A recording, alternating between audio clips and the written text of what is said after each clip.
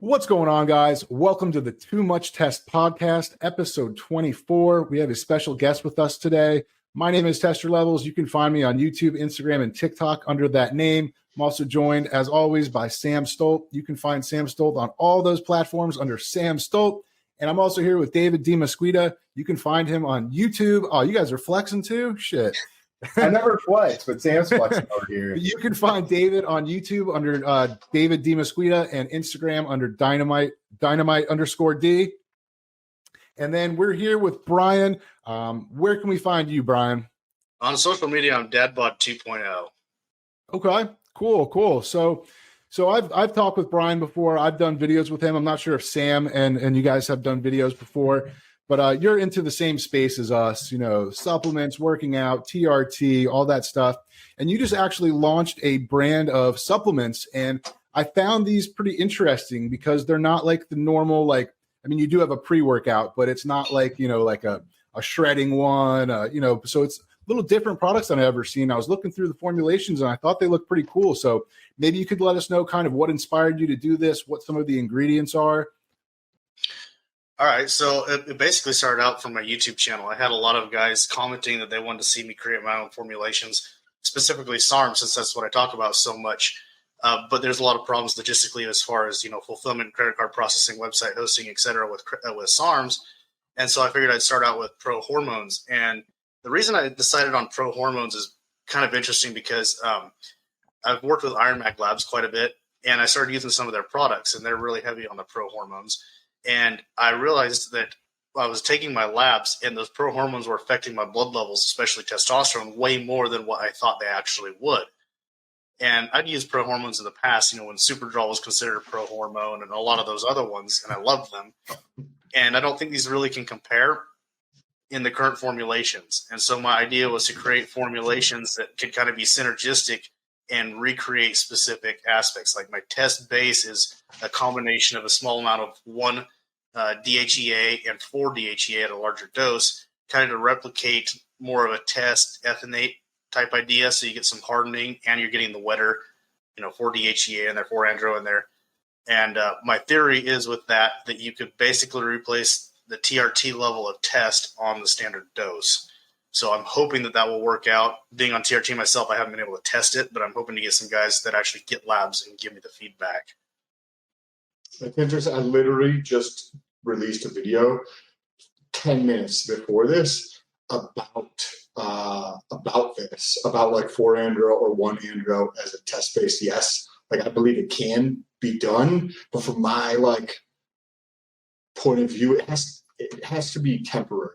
Just from the standpoint of, the liver, the lipids, and I think there's a little bit of potential effect on the kidney. So I'm just if I'm on vacation, if I'm doing TRT myself, I'm like, okay, this is perfect. Vacation, don't want to bring needles on vacation, don't want to bring my testosterone on vacation. So let's use a oral version of testosterone that I can utilize for things like that, or traveling in the United States, because you still get the conversion to that. Do you have other types of or experience with them or anything like that? Other types of Prohormones besides those two? I've taken pretty much all of them over the years. I've used 7-keto quite a bit for the thermogenic factor as far as losing fat. That has worked really well for me. I've taken pretty much every variation of the DHEA, from 1, 4, 5, all of those. 11-OXO, basically you name it, I've taken it. What's your experience with 11-OXO? Because I've heard my buddies utilize that, and that's just literally his favorite. He loves 11-OXO. He's like, Sam, you should check this out. It's awesome for burning fat. But I haven't dove into any data on it, and I haven't tested it personally myself yet. What's your experience? It was one of the ingredients I wanted to put in some of my products, but the price point on it is so high right now that it's not really marketable. So I decided to replace that with 7-keto. Basically, my experience with it is, it's a more potent version of 7-keto. I didn't dig real deep into the research after I found out I couldn't carry it. So my understanding is that 7-keto actually converts to 11-OXO in your system, and that's basically like the amplified version of it. That's just my brief Googling stuff. Yes, Real quick, just before we jump deep into these pro hormones. So, what exactly is a pro hormone? From my understanding, they are kind of precursors to hormones. Like I know that back my first experience with any performance enhancing drugs was a pro hormone called Androstendione, and I ordered that when I was 16 years old. My mom ordered it for me. She didn't know what the fuck it was. I had no idea what it was. I just heard that it built muscle, and the website told me that it was safe. So that's what I did. But so I definitely want Brian to kind of explain this a little bit more. But essentially, there's starter things and there's processes, and each of those are different little chemicals, and then they eventually end up being a certain hormone. Let me know if that's wrong or not, but maybe we just jump in just a little bit basic of what those are for people listening. Brian, right before you answer though, shout out to Test Your Levels mom for buying him PEDs. Getting him in the case. That is amazing. Okay, Brian, go ahead. Like, what is the pro hormone stuff? So I'm not Derek. I'm not the science guy, but I like to break everything down simple. So the way I like to explain this is you have DHEA is basically this shotgun approach to producing hormones, right? So when you have something like 1 andro or 4 andro, it's basically a guided. It's like if you're familiar with shotguns, it's like going from no choke to a modified to a full choke, right? Like you're directing the direction that this is going to convert your body, and so basically they've guided it in specific pathways. So DHEA would be like the broadest form of it, and then if you break that down, say you said 1, 4, and 7, I think you had mentioned. So those would be kind of how to think about that. Is that my understanding that correct? So I can kind of speak to this really fast, and I'm just going to talk from a high level point of view really fast. Prohormone is the mother of hormones. Then it goes down to DHEA. Then DHEA then splits, like you're talking about. It's like a shotgun shot with a buckshot, and just spreads out over hormones.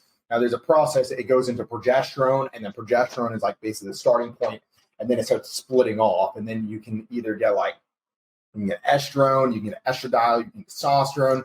Those can start pathwaying down, and next thing you know, like you end up with like DHT, for instance. So it's all pathwaying, and what he's essentially saying is, one, they're basically doing these bolt-ons to DHEA is what it sounds like.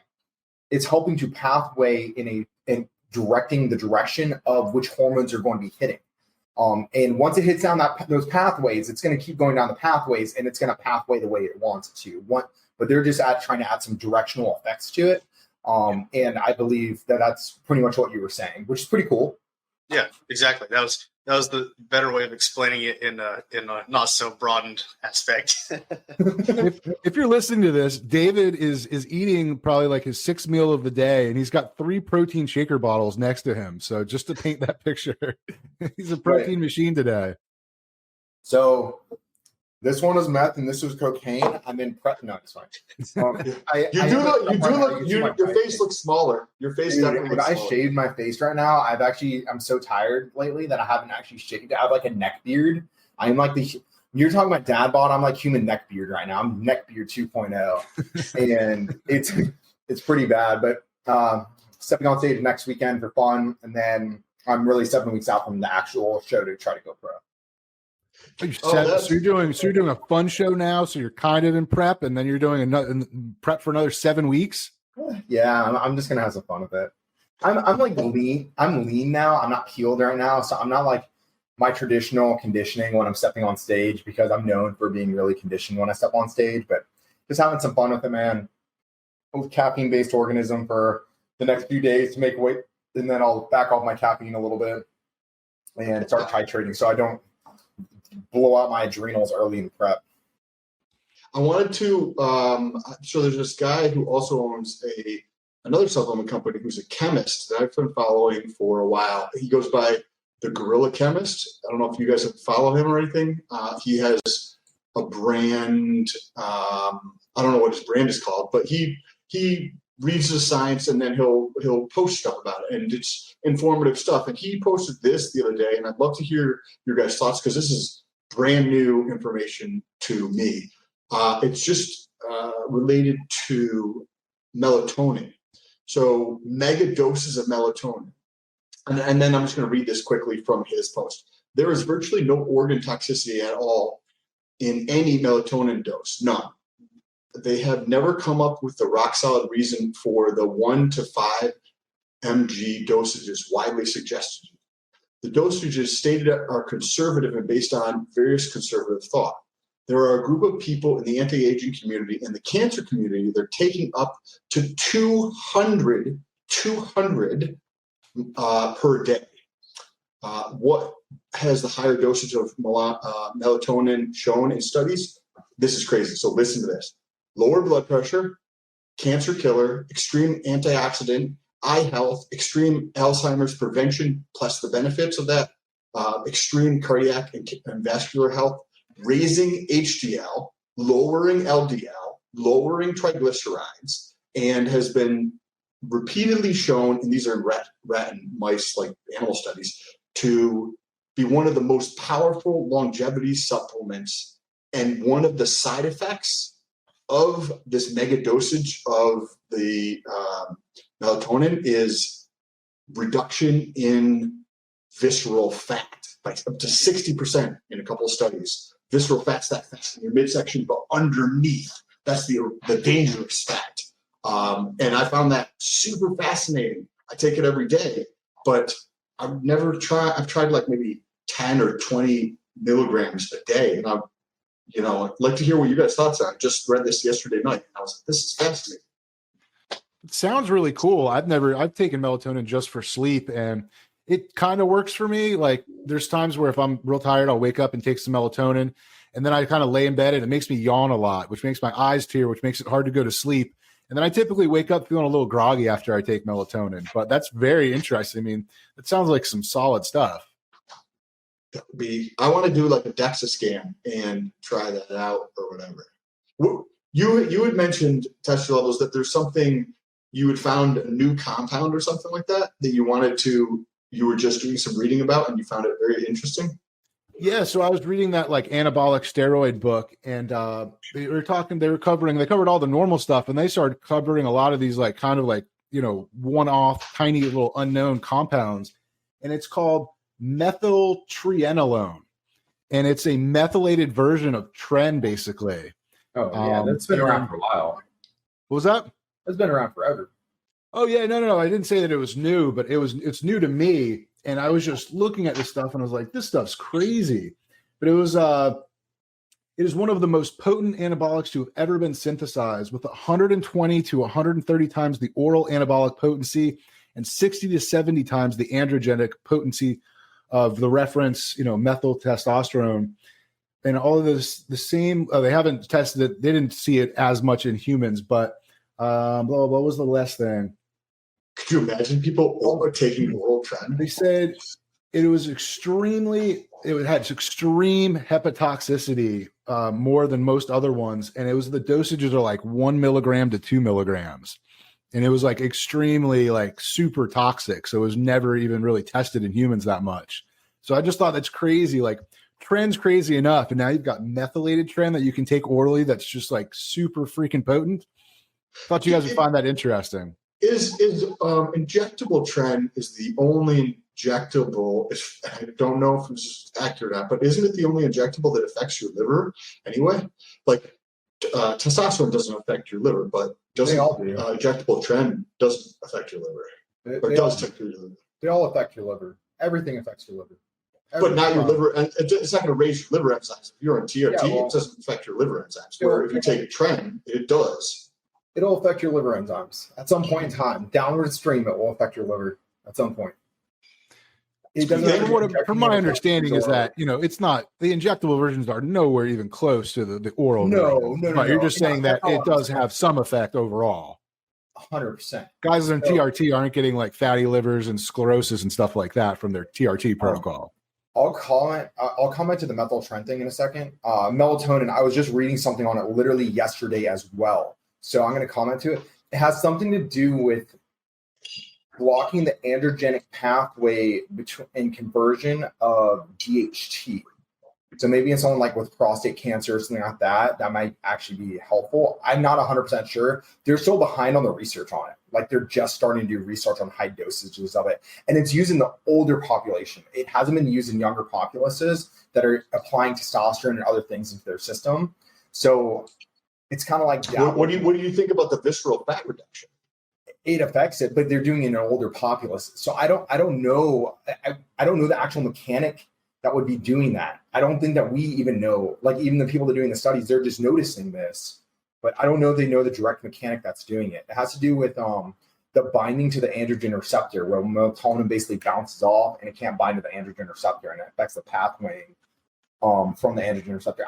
It's really complex, and the thing is, they don't have enough studies, and they need macro studies on stuff like that before they actually start grasping it. It's kind of like our conversation on metformin and berberine. There were so many different mechanisms going on with metformin in particular that they still actually, with 50-something years of macro research, they still don't know all the mechanisms of it.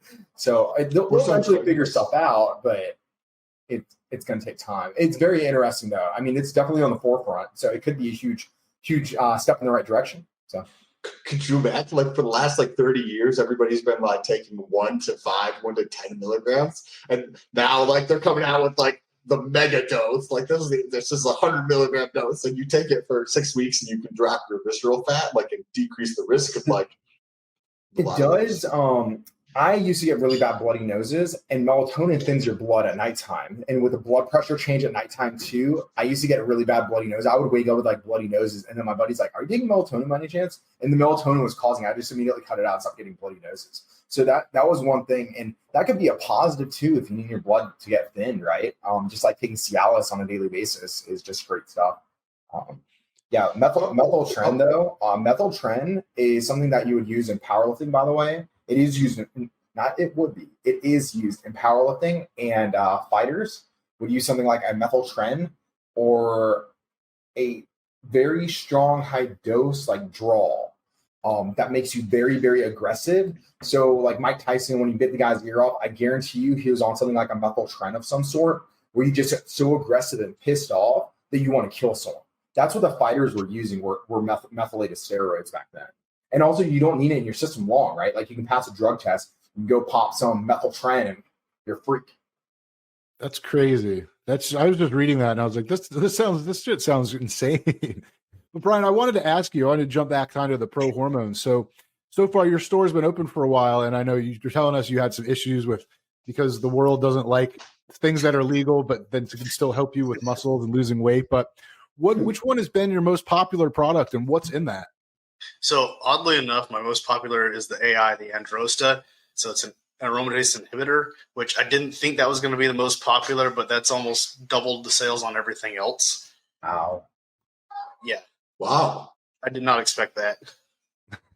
So do you think people are looking for a natural kind of aromatase inhibitor, and so they're not having to use a Arimidex or Aromacin or something like that? Correct. I think honestly what it is I think a lot of the subscribers that I have are using anabolics, and so they're trying to find a legal AI that they can get. That's just my assumption. That would make sense. And what's in that? You said Androsta. Is it a mixture of stuff, or is it a certain type of compound? No, it's a single prohormone. It's a single ingredient. It's I could type it out. It's a scientific name. The Androsta-3 5-dione 717 dione. Well, if you ever come out with some Androstendione, you let me know, because I'll have my mom buy me a bottle for my birthday or something like that. You were just talking.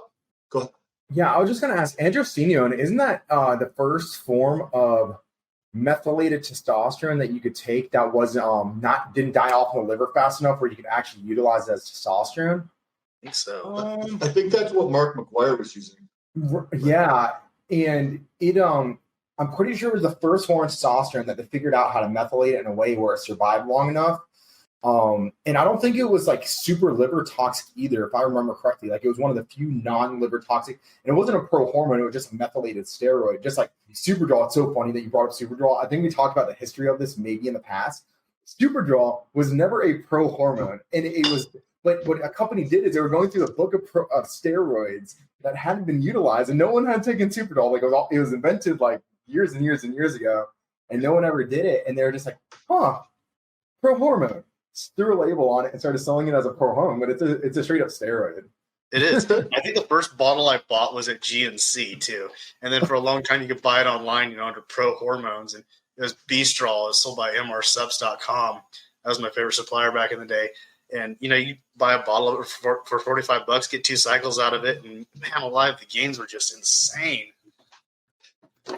Superdrol, I don't know. Superdrol is one of the most underrated oral steroids, I think, if you utilize it properly.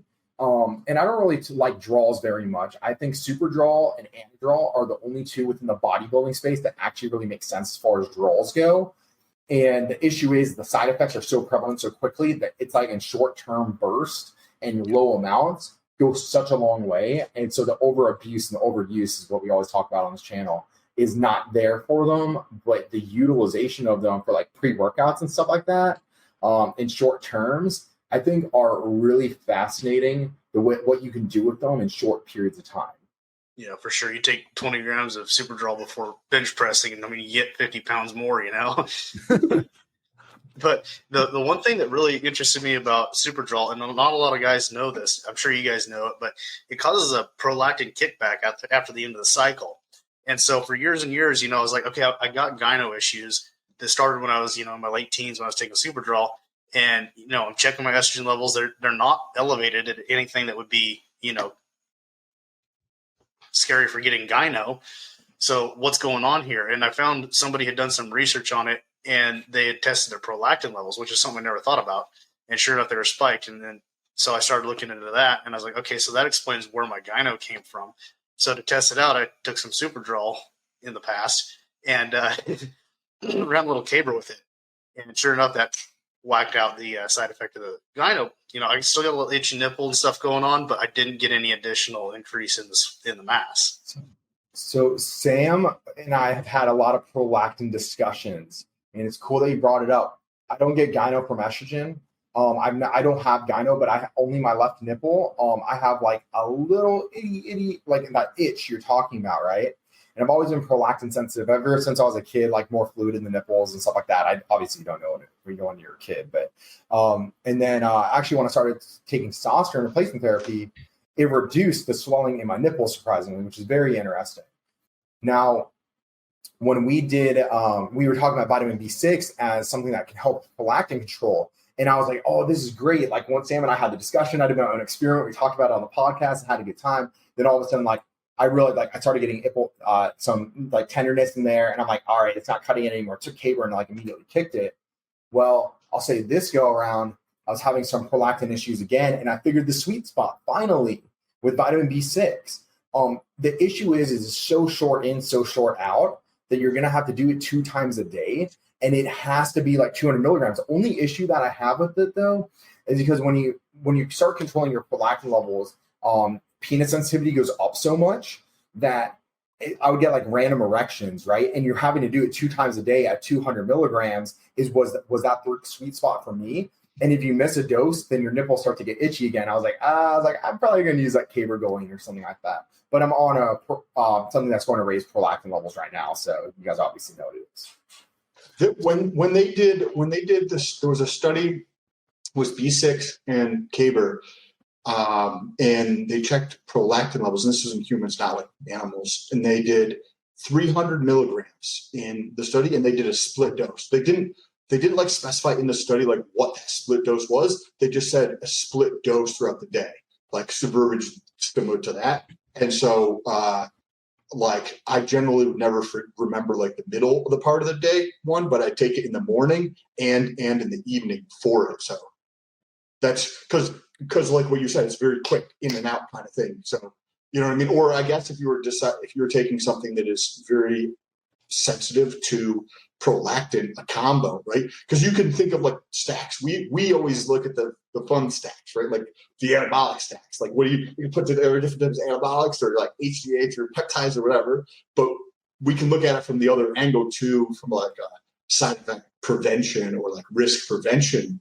type of thing. Be like, okay, instead of taking, it's a tiny little dose of caber anyway, but like what if you took like half of that dose and you added in B6 once a day, or I don't know, something, you know, like at least how I always think about it. Brian and I had chatted a couple months ago, and Brian had an idea. I don't know if you remember, but for a more effective sex stack.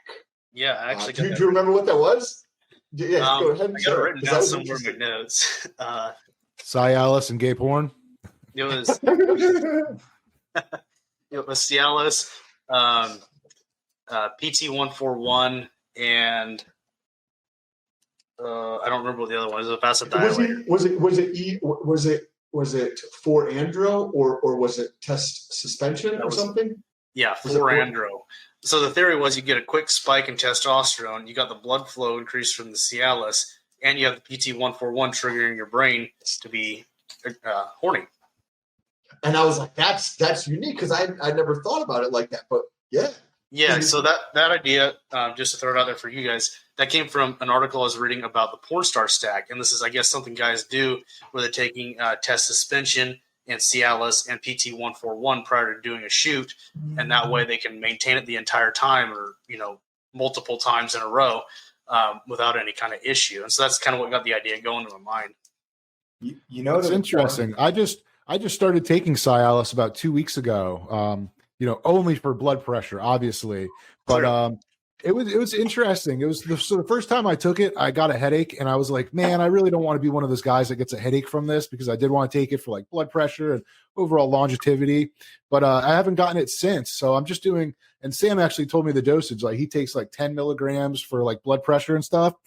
It's an interesting medicine. It's interesting. It's like, I'll just say like after it stays that way for a while. Like I'm not used to that. Normally you kind of go back to normal pretty soon, but it's kind of awkward walking from, the bed to the bathroom to get a rag. And you're just kind of, it's kind of, you're walking with a flagpole and it's, but overall it's been pretty interesting. And I do notice there's certain things, like if I'm looking at a certain type of website, I'm just like, hey, easy, bud. We're just looking, like we're not trying to, complete anything.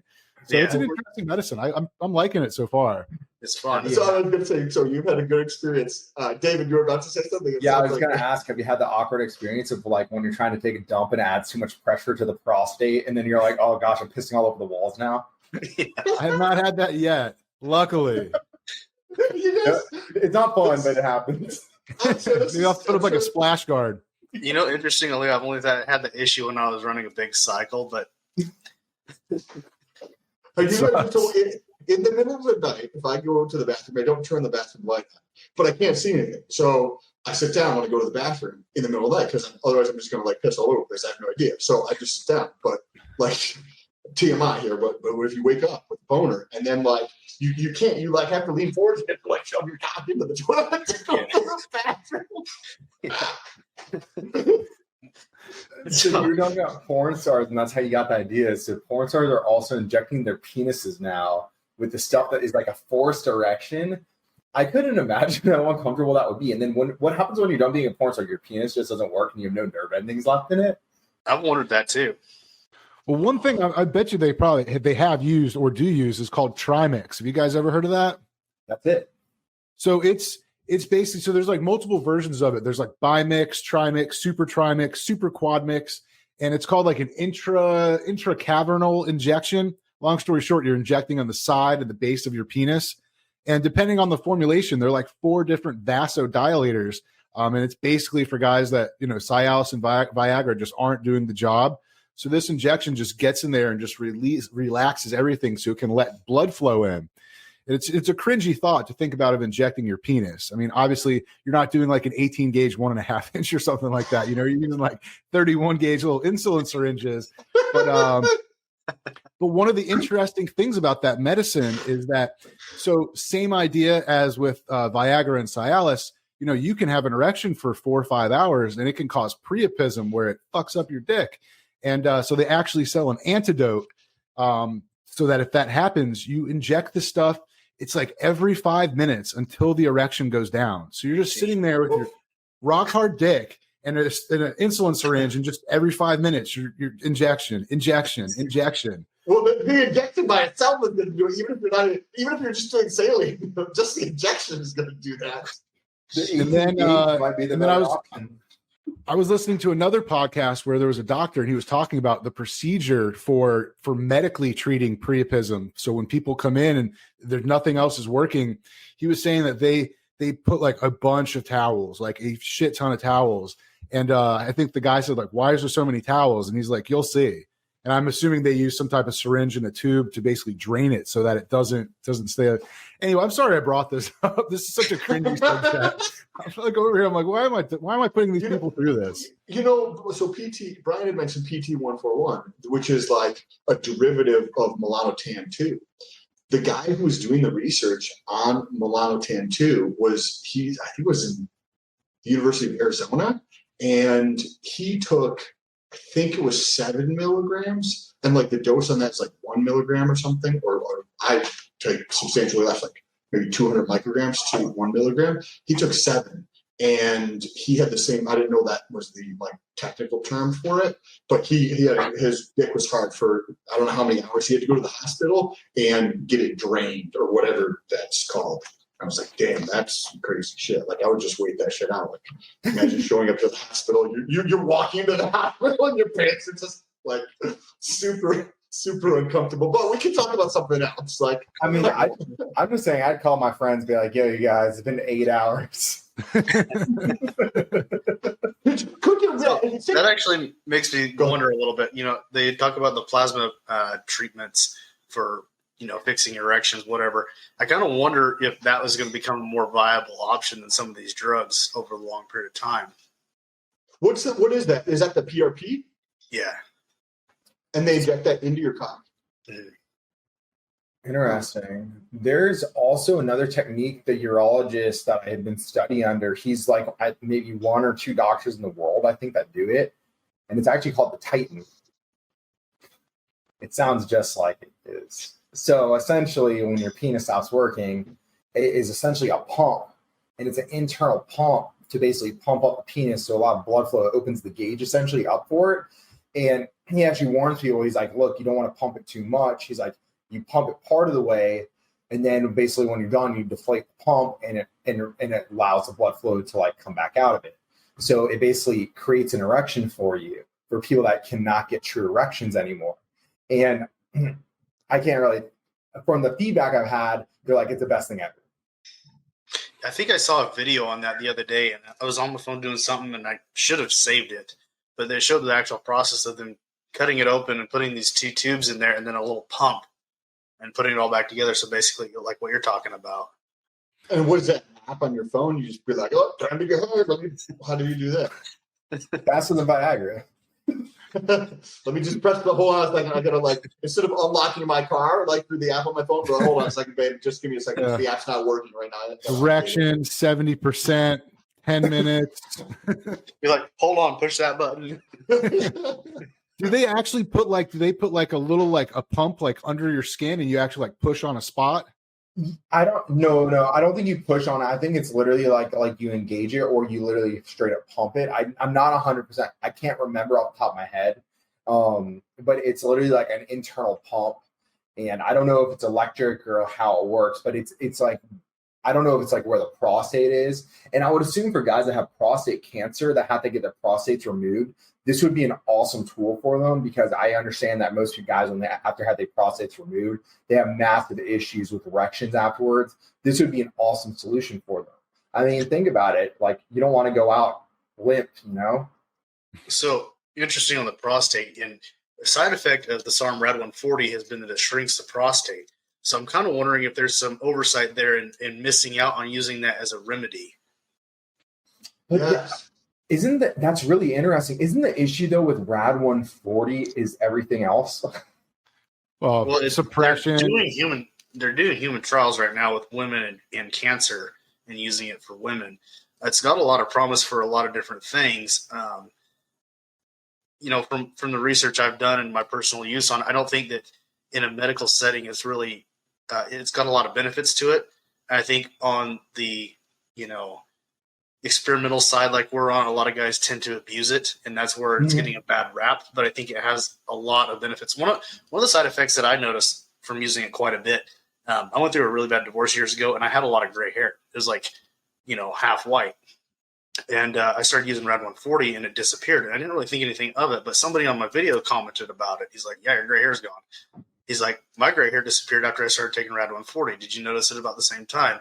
And so I did. I said, no, and that's kind of interesting. So I did a video, and I got like dozens of comments of guys saying the same thing. So I think there's a lot of side effects to these, experimental drugs that aren't even being tested because, they're experimental drugs and nobody's doing anything with them. I don't know if that's Wow. universal because I've taken Rad 140 twice and it's still right there. But It's not it's an interesting concept that think about, okay, so they're looking at Rad 140 and they're like, yeah, this isn't approved for human consumption yet because it could possibly do this. Look at the side effects on shit that is approved by the FDA.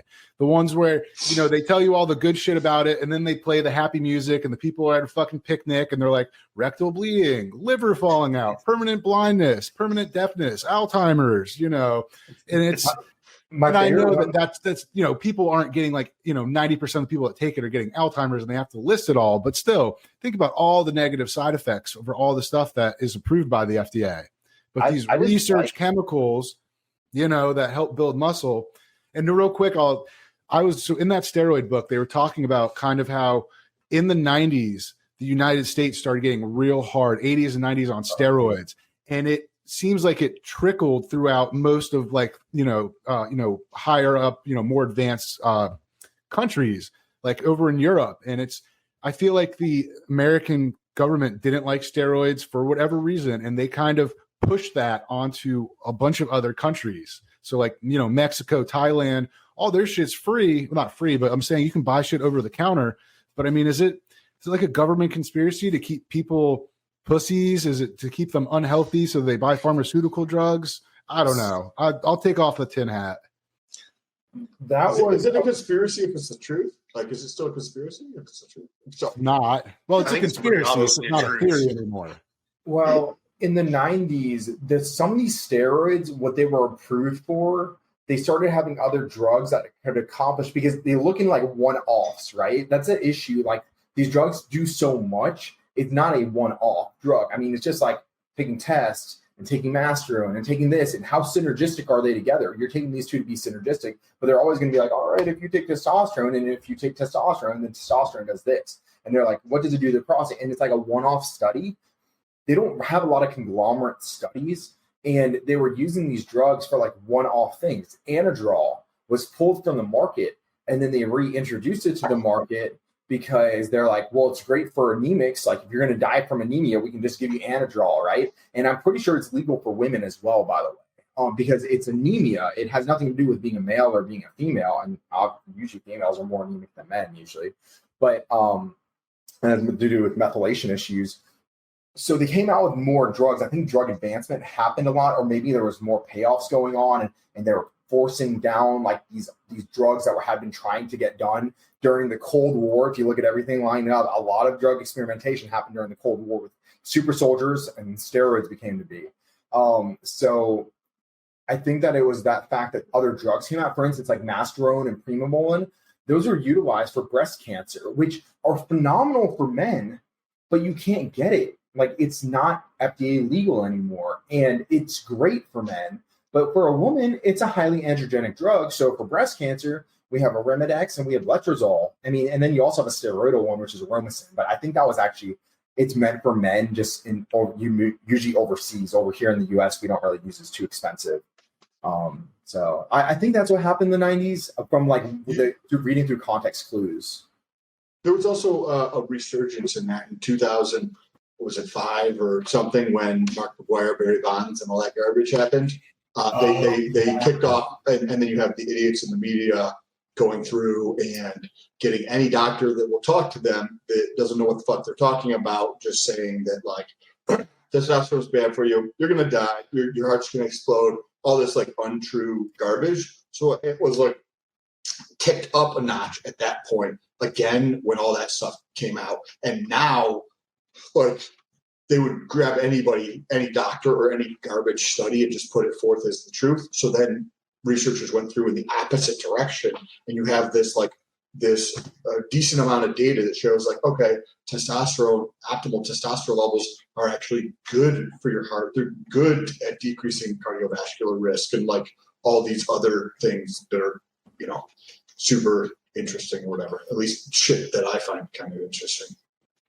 David, you're correct. In the book that I was reading, they were saying that the FDA would come in and say, well, okay, let's get a little bit more clarity on how well anadrol is for anemia or whatever it is. And so they made them kind of prove that, these medicines were, as good or better than some of the new stuff. And I fully get that. I understand medicine is going to get better over time. But how do you go from, okay, this medicine isn't as good for breast cancer as some of the new stuff we have. Now it's just a class 3 freaking, narc or drug, right? In the same ranks as ketamine and shit. It's like they took hormone-based medicines, which are helpful. That's why they've been around since the fucking 30s, but they've turned it into a crime. And this just pisses me off. So one of my favorite things that happened when they were doing these bans, and then I think Brian wants to say something, is they forgot to ban some drugs when they were doing this. If I'm not mistaken, like halotestin or something like that isn't banned, if I'm not mistaken, but it's not being produced. I think when they pulled DECA from the market, DECA was still FDA legal, but you couldn't get it over here. It was only European countries, and you can't get it manufactured in Europe and shipped to the US for yourself because that's against FDA regulations, but it was an FDA legal drug. There was some weird stuff going on at that point in time. And I swear they forgot to make certain drugs illegal, just forgot about them. Yeah, I was going to throw out the line there too, kind of to reinforce what was said earlier about things being banned. I know a number of people have gone to Mexico or other countries and gotten shots. I think it was B13 and cured themselves of cancer, right? Yeah. But that's illegal here. It's a felony to buy it and import it. And you look at all the things that the government has banned as far as the pharmaceuticals or the recreational drugs, and most of them aren't causing side effects that they can subscribe another medication for. And B13 as in the vitamin, or it's a medicine called B13? Vitamin. No, it's a vitamin. B13, the only way you can get it legally in the US is through apricot seeds. And essentially it's toxic to us. So you can only, I think it's 3 apricot seeds 3 times a day to get the proper dose. If I'm not mistaken, I think they wrote an entire book on B13, right? I think so. Yeah. Wait, so you're telling me that a vitamin that's found in apricots is a felony in the United States? Yep. Yeah. All right. Well, I'm fucking moving. That's ridiculous. Are you kidding me? But does anybody honestly? There's people going down to Mexico literally with stage 3 and 4 cancer, getting injected for a week, and the cancer's gone. That's crazy. There's also that one, the dewormer, right? The guy did a whole he documented his process, and then he started a website to show hey, he had stage 4 of a certain type of cancer. He takes this veterinarian dewormer, because there was a study done in rats, and they were giving them something, and then there was a couple of them who had tumors or something like that. And basically the conclusion of the study, or they stopped the study, but they there was somehow the conclusion, if you read it with some level of intelligence or insightfulness, you could be oh, well, that seems to be that this could be the thing. And he took that from that study and took it, and it cured his cancer. And then he's got dozens and dozens of reports of helping people through his site. I'm hey, this is what I went through. This is the diet. This is all this kind of stuff from a veterinarian dog or whatever it is, dewormer, and how certain cancers are developed through the different parasites in us. And this dewormer goes through and kills them, and it neutralizes the cancer. It goes away. And he's got dozens and dozens of different reports from his website of people curing themselves of cancer. But at this point, I don't know if anybody actually believes it much what the FDA says, and I don't honestly believe people think the FDA has the American people's best interest at heart. Come on, it's regulatory capture. They are getting paid by big pharma, or it is old big pharma executives that work there now, and they're just transitioning back and forth between pharma and the FDA. There needs to be a change and a revolution, in my opinion, on medical freedom, because it is trash right now. It is utter trash. I got some stories to share with you guys. We're not recording. It's insane what's going on right now. Yes. I searched B13 for cancer, and it says including results for B12 for cancer. And it says, do you want to only search for B13 cancer? So even Google's Like that's a perfectly normal search term. Why are you going to throw in B12? Because there's something going on with B13. I'm going to get some of that shit. Fuck that. I'm going to have that shit on hand. Nice I was knowing telling you. my wife, I was like, you know what? After this shit kind of cools down with COVID, well, it kind of already is. I was like, I'm going to get some ivermectin. I'm going to get some hydrochloroquine or hydroxychloroquine just to have that shit.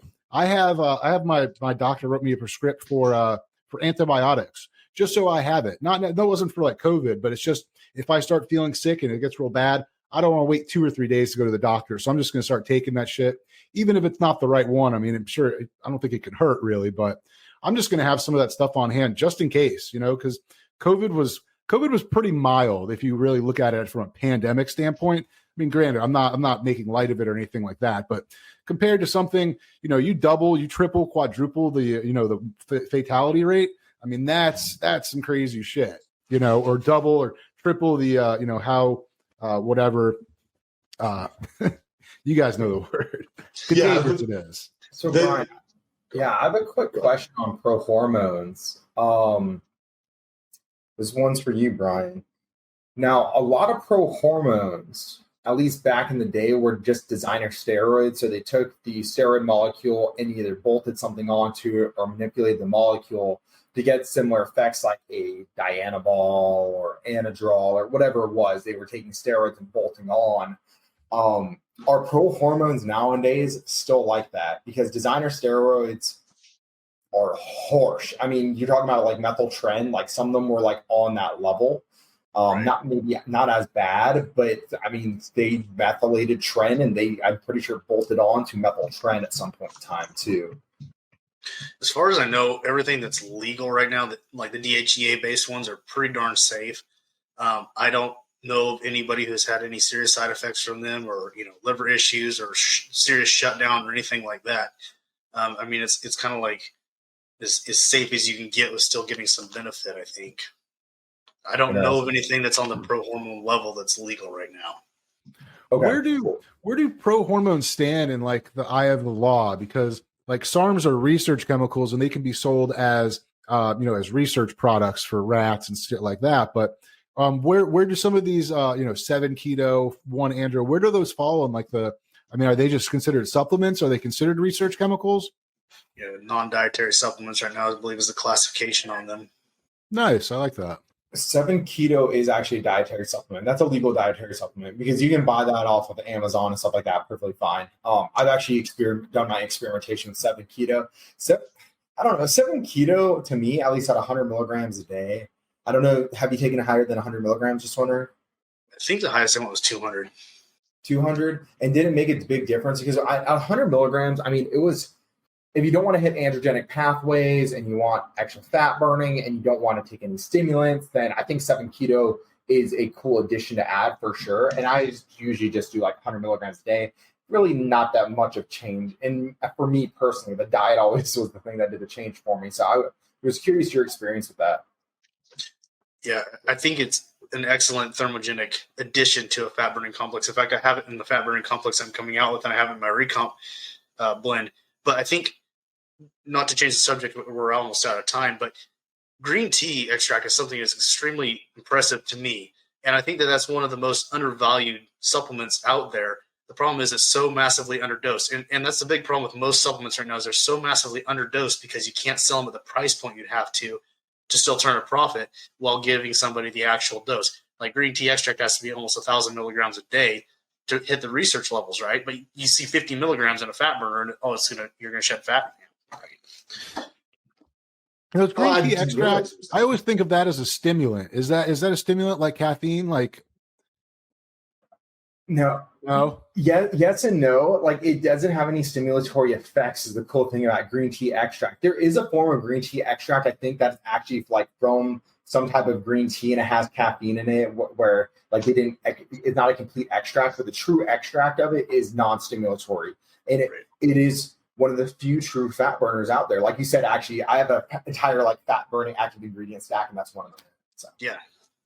So basically, you need 1,000 milligrams for it to be effective. Is that a split dose or is it all at once? I think the research was done with a split dose at 854 milligrams a day, if I remember right. Wow. Yeah.